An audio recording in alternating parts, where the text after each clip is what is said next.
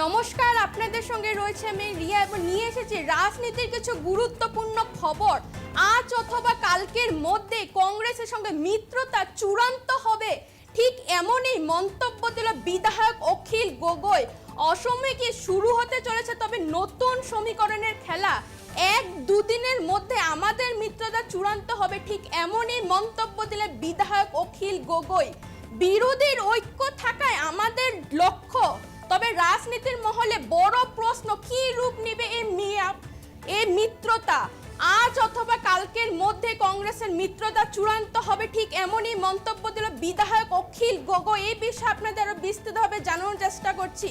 তবে কি নতুন সমীকরণের খেলা শুরু হয়েছে, কি রূপ নেবে এই মিত্রতা। অসমের রাজনীতিতে জোট নিয়ে জোর জল্পনা। বিধায়ক অখিল গগৈ জানিয়েছে আজ অথবা কালকের মধ্যে কংগ্রেসের মধ্যে মিত্রতা চূড়ান্ত হতে পারে। তিনি বললেন বিরোধী ঐক্যর সাথে সমঝোতা অত্যন্ত গুরুত্বপূর্ণ।